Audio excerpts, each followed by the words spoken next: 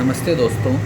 अगर आपका मोबाइल सही तरीके से कार्य नहीं कर रहा है और आपको लगता है कि आपके मोबाइल में कोई परेशानी है, जबकि आपका मोबाइल बेहतर होता है, लेकिन आपको ऐसा महसूस होता है कि वो गर्म हो रहा है या ठीक से काम नहीं कर रहा है या हैंग हो रहा है, तो मैं कुछ आपको ऐसे टिप्स बताने जा रहा हूँ। अगर आप उनको फॉलो करते हैं तो आई होप आपकी ये परेशानी दूर हो जाएगी और आपका डिवाइस जो है वो एक बेहतर रूप से कार्य करेगा। जो मैं एक टिप्स देने जा रहा हूँ वो 10 तरीके से मैंने उनको डिफ़ाइन किया है। 10 टिप्स मैंने लिखे हैं जो मैं आपको बताता हूँ।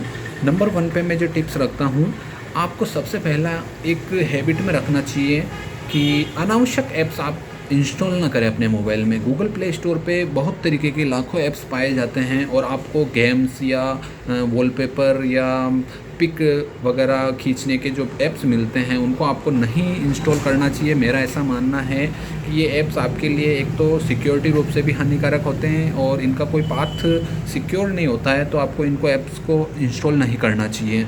और ये डेटा भी खाते हैं प्लस सिक्योरिटी भी इससे वीक रहती है, तो कोई इशू। और इन पे एडवर्टाइज वगैरह भी बहुत आते हैं, फ्री ऐप्स होते हैं, तो इनको अनावश्यक रूप से आपको ऐप्स को इंस्टॉल करना ही नहीं चाहिए। बाय डिफ़ॉल्ट जो ऐप्स होते हैं कंपनी के जो फ़ोन के अंदर, उनको ही यूज करें। वो कंपनी के बेहतर ऐप होते हैं, प्रोटेक्टेड होते हैं, तो आप उन्हीं को इस्तेमाल करें। जो हमारा दूसरा पॉइंट है वो भी इससे ही रिलेटेड है। जैसे इनबिल्ट जो ऐप्स होते हैं जो कंपनी के द्वारा फ़ोन में दिए जाते हैं, उनको आप रहने दें फ़ोन में, भले आप उनको यूज ना करें, आपको उनको अनइंस्टॉल नहीं करना चाहिए। वो बेहतर होते हैं अपने फ़ोन के लिए। और उनको आप जब अनइंस्टॉल करते हैं तो उनमें एक आपको वार्निंग भी दी जाती है कि it may be harmful your phone. तो आपको ध्यान रखना चाहिए कि उनको आप अनइंस्टॉल ना करें और उनको ही यूज करें, और गूगल प्ले स्टोर से अनावश्यक ऐप्स को इंस्टॉल ना करें।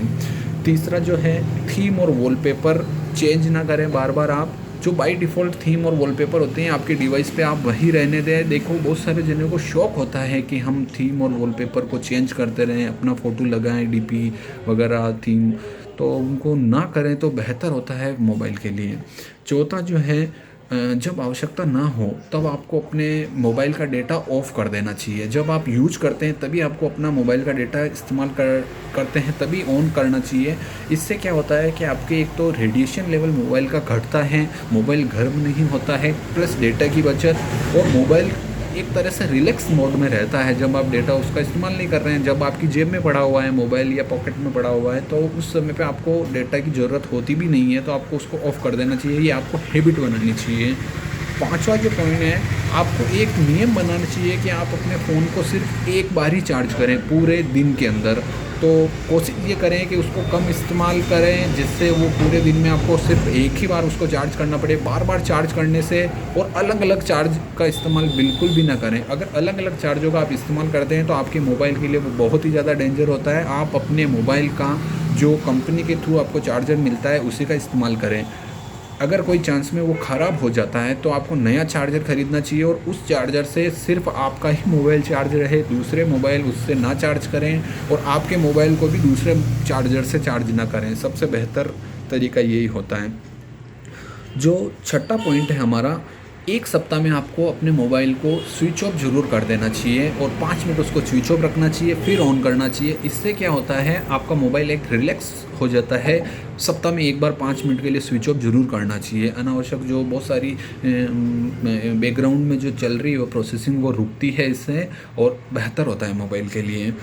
सातवां जो है वो एक सिंपल सी गाइड है। ये सिंपल सी मैं राय देना चाहूँगा कि आप अपने मोबाइल का इस्तेमाल अनावश्यक रूप से ना करें। जब आपको यूज है, जैसे आपको व्हाट्सअप करना है किसी को या आपको कॉल करना है, तब किया, और बाकी उसका यूज ना करें, तो ये बेहतर होता है अपने मोबाइल के लिए। और एक आठवां जो पॉइंट है, आठवां जो टिप्स है, मैं ये देना चाहूँगा कि आप अपने मोबाइल से कुछ भी डिलीट ना करें। जैसे आपको मैसेजेस आते हैं तो आप मैसेजेस को इकट्ठा होने दें और एक लंबे समय के बाद उनको डिलीट करें।